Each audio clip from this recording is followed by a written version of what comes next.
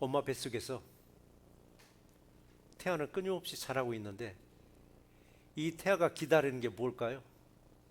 세상에 나가는 게 아마 기다림일 거예요. 세상에 언제 나가나. 아이를 가진 부모의 심정은 이 아이가 언제 세상에 나오나 아마 기다릴 거라고요. 아마 이런 기다림이 행복한 기다림이 아닐까요? 행복한 기다림. 그 행복한 기다림의 결과가 어제 그 나래 집사님이 아주 건강하게 아들을 출산했습니다. 할렐루야. 근데 우리 기도를 한번 보시면은, 우리 주부에 보시면은 기도에 부탁드립니다라고 보시면은요, 네 번째 칸에 보면 한나래 유진이, 한하나 집사님, 그 다음에 김희경 성도님 출산을 해서 기도해 주세요. 몇 가정이요? 네 가정. 네 가정인데 아마 머지않아서 한 가정이 또 올라갈 거예요. 교회가 잔치입니다. 교회 경사입니다. 한 생명이 잉태해서 한 생명이 이 땅에 나오는 거예요. 하나님의 축복이고 교회의 축복이고 우리 모두의 축복인 줄 믿으시기 바랍니다. 그리고 한 생명이 갖도록 우리 모두 얼마나 기도했느냐고, 그 기도 헛되이 받지 아니하시고 이렇게 잉태돼서 건강하게 출산하고 있다는 것 하나님께 감사드리시고, 또 더 많은 분들이 잉태돼서 정말 출산할 수 있도록 기도하는 우리 모두가 되시기를 주의 이름으로 축원합니다. 기다림도 보면요, 두 종류의 기다림이 있더라고요. 행복한 기다림이 있는가 하면은 초조하고 불안한 기다림도 있더라고요. 초조하고 불안한 기도는 뭐냐고요? 한 예로 법정에서 판결을 기다릴 때 얼마나 초조하고 얼마나 불안하냐고요. 어떻게 판결이 되냐에 따라서 이 사람이 무죄로 나갈 수도 있지만, 어떻게 판결이 되냐에 따라서 무기로 아니면 사형도, 그것도 기다리는 거예요. 매일 아침 우리를 눈을 뜨면서 오늘 하루 정말 기대해 보시는가? 설레는 마음을 가져보시는가? 아침에 눈을 딱 뜨면서 설레는 마음 가지고 기대하는 마음을 가지면은요, 또 기도가 무슨 기도예요? 하나님 아버지, 오늘 또 내게 뭘 좋은 걸로 주시려는지 기대하고 있습니다. 기대하는 사람이 하나님 반드시 좋은 거 주시더라고요. 근데 눈을 딱 뜨자마자 아이고 오늘 하루를 어떻게 지내지라고 하는 순간에 그런 한 시간이 하루처럼 지냅니다. 한 시간을 하루처럼 지내는데 그 하루가 얼마나 무리하고 얼마나 지루하겠느냐고요. 그러나 우리 모두는 첫날을 하루처럼 살아가는 행복한 우리 모두가 되시기를 주의 이름으로 축원합니다. 우리 기대감과 이 설레임의 기다림은요, 시간이 빨리 가서 보고 싶은 사람 빨리 보고 싶고 내가 원하는 거 빨리 갖고 싶은 게, 근데 불안함과 이 초조함도 기다림이 있습니다. 시간이 멈췄으면 좋겠다고 그래요. 어느 분은 그래요. 아이고 목사님, 시간이 아주 멈췄으면 좋겠다고. 얼마나 불안하고 얼마나 초조하면 그 다음 순서가 너무 두려우니까 아예 시간이 멈춰 있었으면 좋겠다라고. 그럴지라도 하나님은 그 시간을 누구에게 맞춰주는가 했더니 우리에게 시간 맞춰주시더라고요. 우리에게 시간 맞춰주시는 거예요. 그 시간 맞춰주는 거 보면은요, 우리 모든 사람들의 나이에 맞춰서 세월의 속도를 정해주시더라고요. 젊은이들의 속도는 천천히 가게 만들어주시고, 연세가 드시면 드시는 대로 연세에 따라서 속도를 딱 정해주시더라고요. 그러면 하나님은 이 사람한테는 빠른 시간 주고 저 사람한테는 느린 시간 주는가? 또 그거 아니에요.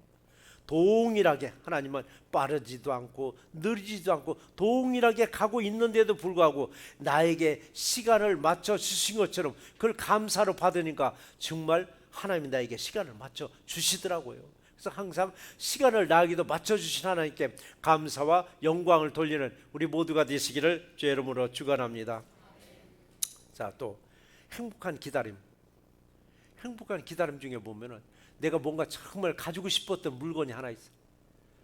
그것을 오더를 했어요. 그래서 도착할 때까지 그 기다리는 마음, 그 설레는 마음은 그걸 어떻게 생겼을까, 그 모양 어떻을까, 이게 빨리 갖고 싶은 이 마음이 얼마나 행복하냐고요. 언젠가는 저도 집사람 몰래 이베이에서 경매 사이트 뭐를 하나 오더를 했습니다. 이베이에서 보면은 제 날짜보다는 어느 때는 하루 당겨서 올 때가 많더라고요. 그럼 하루 당겨서 오는 날부터 이제 몰래 우편함도 가서 열어보고 현관도 가서 끼웃끼웃 해보고 그라지도문도 다시 열고 또 내다보고 없어요. 그래서 제 날짜 올려나 보다. 그 다음날 온다는 날짜 또 슬며시 또 우편함 열어보고 현관도 가서 보고 또 그라지 도어 쪽 근처도 살펴보는데 없어요. 이상하다. 제 날짜에 정확하게 오는데 그 사이트에 들어가서 보니까 도착했다고 나오는 거예요. 이상하네. 그럼 배달 사고가 났나? 우체부가 잘못 전해줬나? 사인 받는 건 아니니까. 그 다음날 기다리는데도 없는 거예요. 이상하다. 그럼 집사람이 그냥 무신고 받아서 어디다 던져놨나 싶고 그때부터 이제 모른 척하고 태어난 체 하면서 여기도 끼워 저기도 끼워 저렇게 끼우고 사는 걸 저 사람 많이 보면서도 아무 소리 안 넣는 거예요. 이틀이 지났는데 이건 배달 사고인가 보다라고 이게 신고해야 되겠다라고 하다가 마지막에 이실 짓고 한다고 내가 뭘 하나 오다 했는데 당신 못 받냐니까 못 받대요. 이미 이제 얘기했으니까 그때부터 이제 본격적으로 찾기 시작하는 거 막 구석구석을 찾는데 아니라 다를까 어딘가 딱 있는 거 박스가 그거 찾았을 때 기쁨이 어떻겠느냐고요. 그걸 찾았을 때 이게 행복한 기다림이 시간이 가니까 이것도 초조해지더라고요. 빨리 받고 싶은데 시간이 넘어가니까. 그래서 우리들은 뭘 기다리더라도 기대감을 기다리잖아요. 우리 세월도 기대하면서 기다려보세요. 그 세월 하루하루가 얼마나 행복하겠느냐고요. 또 배달도 그렇더라고요. 대한민국의 배달은 배달 민족답게 세계 1등이잖아요. 근데 미국의 배달 문화도요 한국 못지않게 굉장히 발달됐더라고요. 지금 집 앞에 딱딱 갖다 놓는데 더 놀라운 건 이제 스타벅스도 배달해 주는 거 좀 아시죠? 아마 이제 대도시별로 시작했다 하더라고요. 아틀란타는 아직 시작 안 한 것 같은데 뭐를 통해서 우버 택시를 통해서 스타벅스 커피도 배달한다는 거.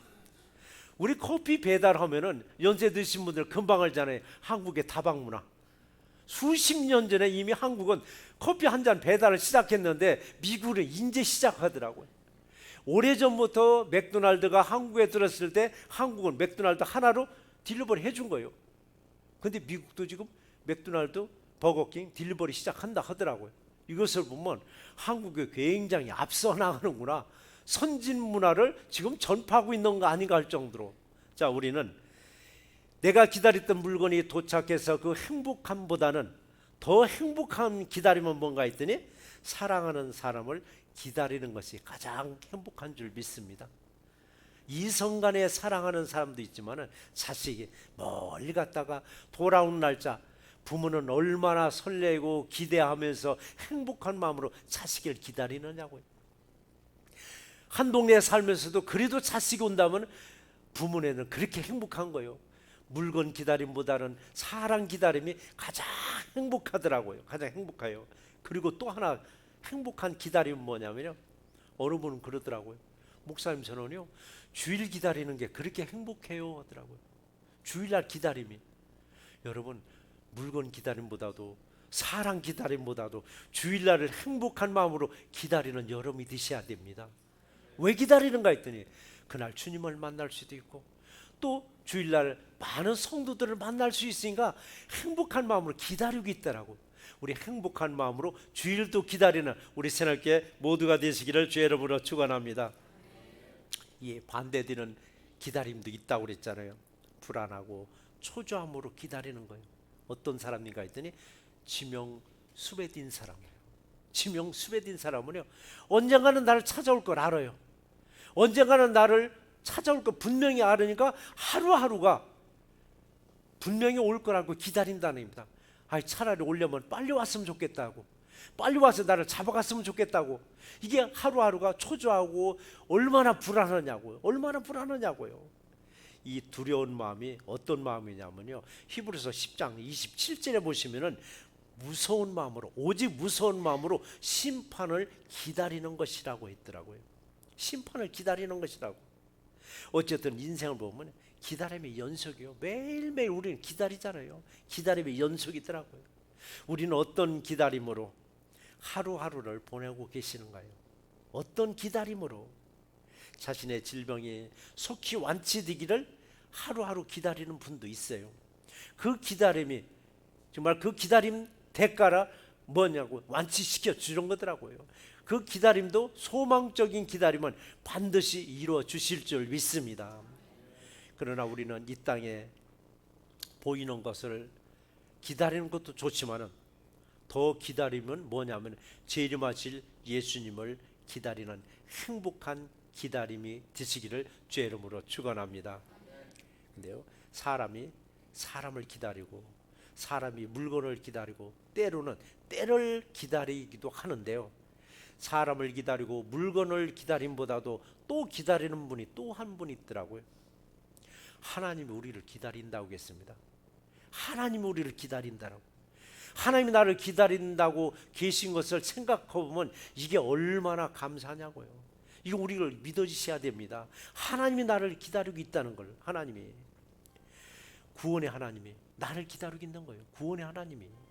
그래서 우리는 어떤 기다림보다도 구원의 하나님이 나를 기다리고 있음을 감사하시고 그 구원의 하나님이 기다리고 있다는 모습을 우리 신명기 30장 29절을 같이 한번 읽어 보시겠습니다. 이스라엘이여, 너는 행복한 사람이로다. 여호와의 구원을 너같이 얻을 백성이 누구냐라고 했습니다. 구원의 하나님이 나를 기다리고 계심에 감사는 우리 모두가 되시기를 주의 이름으로 축원합니다. 그런데 본문에서는요, 하나님은 왜 나를 기다리고 계실까? 왜 하나님은 나를 기다리고 계실까? 우리 상반절을 또 같이 한번 읽어보시겠습니다.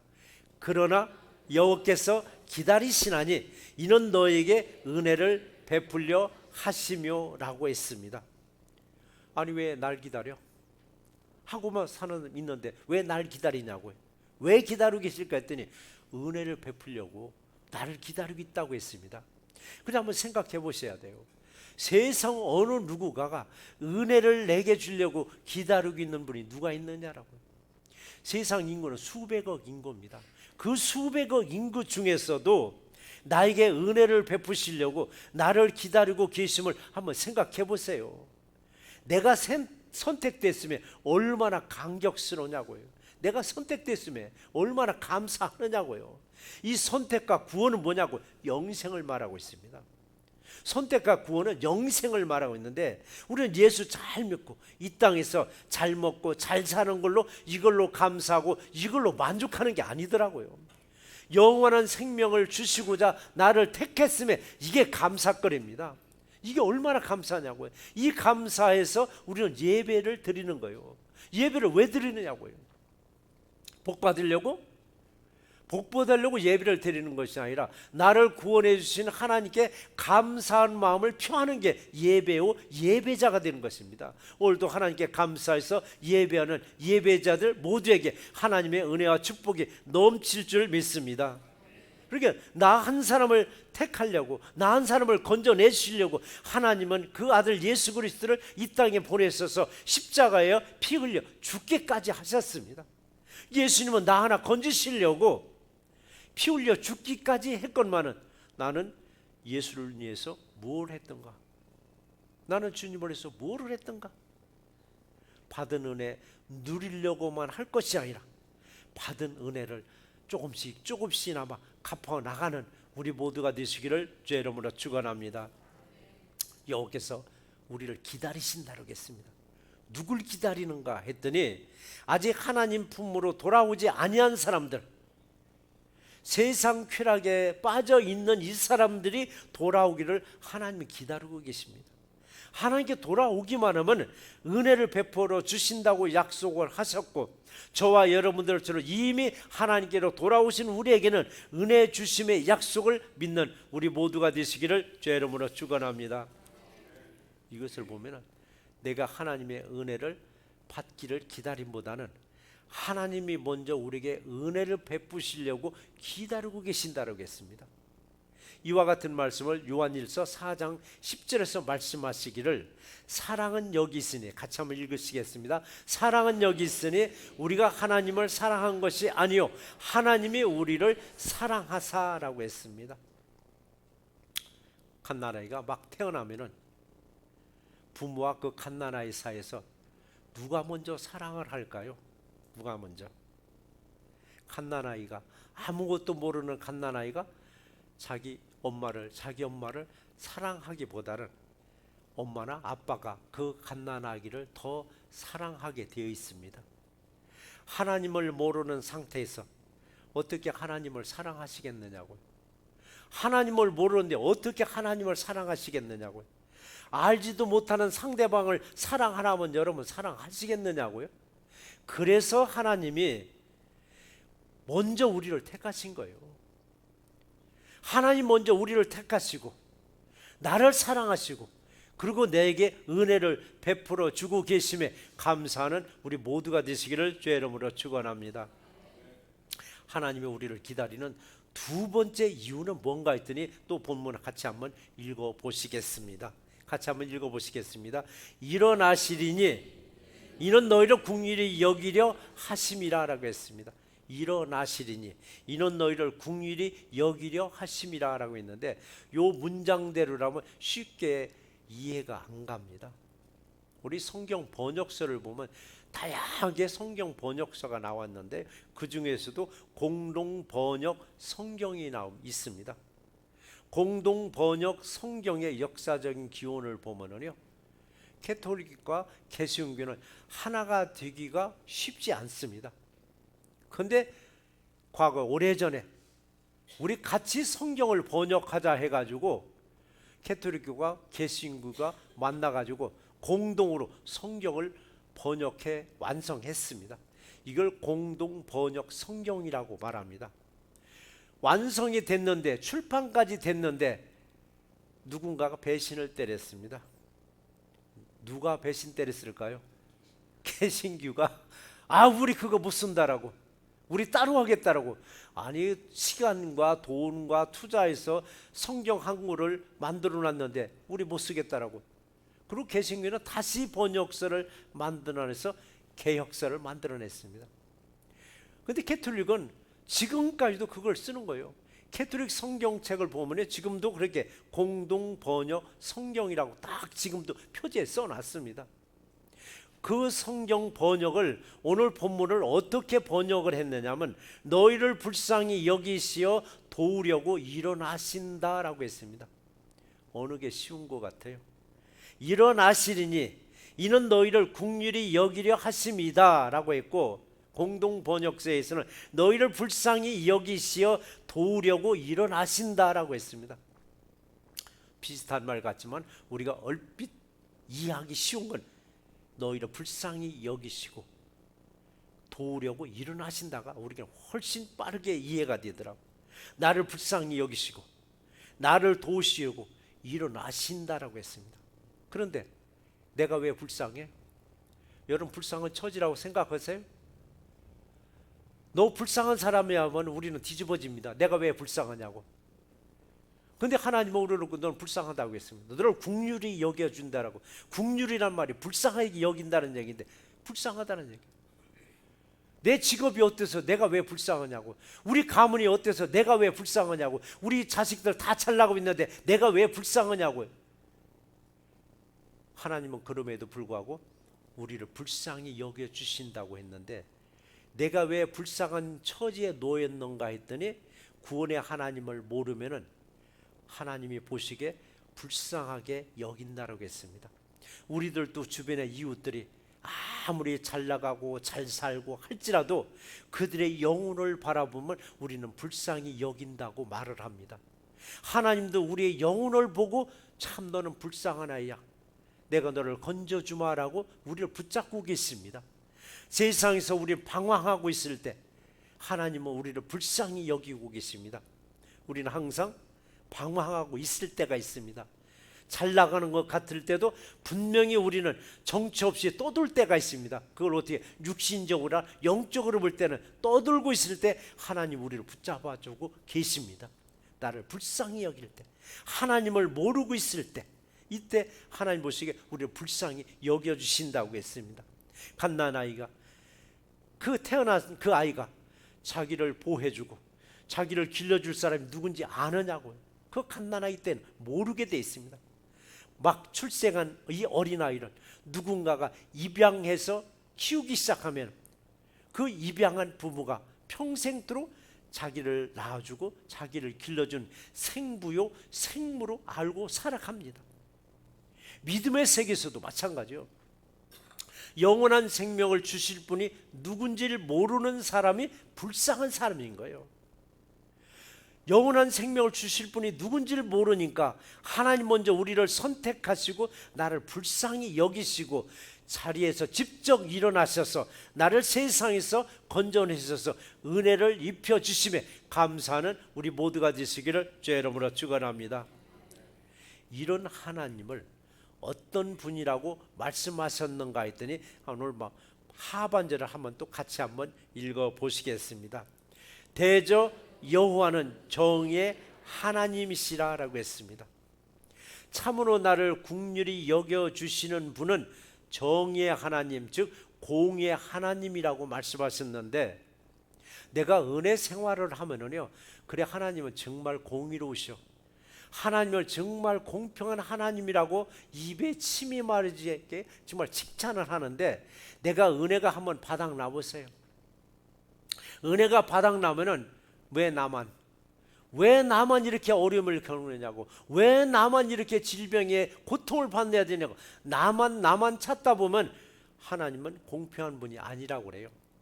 왜 저 집은, 왜 저 사람은 건강하고 잘 나가는데 왜 나만 이러냐고 하다 보니까 분명히 차별을 뒀다고 생각하더라고요. 왜 하나님은 공평한 하나님이 아니라고 불평하고 있더라고요. 불평하더라고요.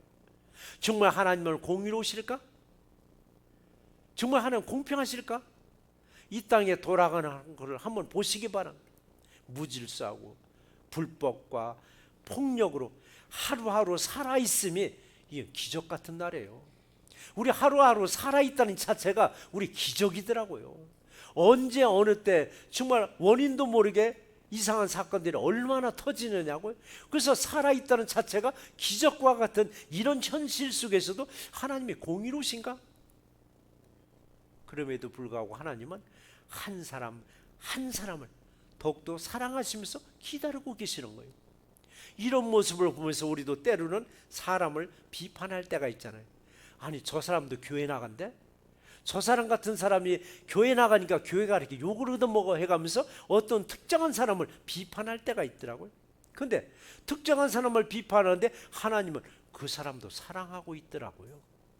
하나님은 그 사람을 사랑하고 있더라고요. 세상에서 막 가고 세상에서 그 못된 짓을 다 하는데 세상 사람은 손가락 드는데 하나님은 그 사람을 사랑하면서 기다리고 계시더라고요. 하나님이 나를 볼 때도 생각해 봐야 돼요. 나는 의로운 것 같고 나는 참 선하게 살아가는 것 같은데 하나님이 나를 볼 때도 너도 역시 죄인 중에 죄인이야 라고 얘기하십니다. 그러니까 나도 죄인 중에 죄인인데도 하나님의 선택을 받아서 이렇게 은혜 생활을 하고 있으면 누구는 어떻다 누구는 어떻다 할 수가 없고 역시 하나님은 공의로우셔, 하나님은 공의로우셔라고 고백할 수밖에 없습니다. 우리는. 그러니까 하나님 우리를 불쌍히 여기시고 은혜를 베푸시려고 자리에서 일어나셔서 공의로운 세계로 날마다 만들어 나가고 계심에 감사하는 우리 모두가 되시기를 주의 이름으로 축원합니다. 우리 마지막 절을 또 같이 한번 읽어보시겠습니다. 마지막 절입니다. 그를 기다리는 자마다 복이 있도다 라고 했습니다. 처음에는 하나님이 기다린다고 했습니다. 처음에는 하나님이 기다린다고 했더니 마지막에는 하나님을 기다리는 자가 복되다라고 말씀하셨습니다. 이것은 뭐냐면요, 선택됐잖아요. 하나님이 기다려서 나를 선택했습니다. 선택된 나는 하나님의 또 다른 것을 기다리는 게 아니라 그냥 축복만을 기다리고 있더라고요. 복만을 기다립니다. 그런데 우리는 축복만을 기다릴 것이 아니라 이제는 재림하실 예수님을 기다리는 내가 복이 있다라고 말씀하고 있습니다. 다시 오실 예수님을 기다리는 복된 우리 모두가 되시기를 주의 이름으로 축원합니다. 자, 어제 갓 태어난 이 갓난아기 이제 며칠만 지나고 나면은 자기 엄마를 알아보기 시작해요. 어떻게 알아보느냐고? 지각이 있어? 지각으로 알아보는 게 아니에요. 벌써 냄새로 알아보는 거예요. 엄마 냄새를 제일 먼저 아는 거예요. 그리고 소리를 알아요. 무슨 소리? 엄마 심장 소리를 딱 아는 거예요. 또 하나는 감정을 알아요. 엄마의 사랑스러운 감정을 알면 이때부터 이 아이는 눈을 떴는데 엄마가 없으면 엄마를 찾아 울어요. 우는 이유는 몸이 아파서도 울지만은, 배가 고파서도 울지만은, 엄마가 없어도 우는 겁니다. 엄마.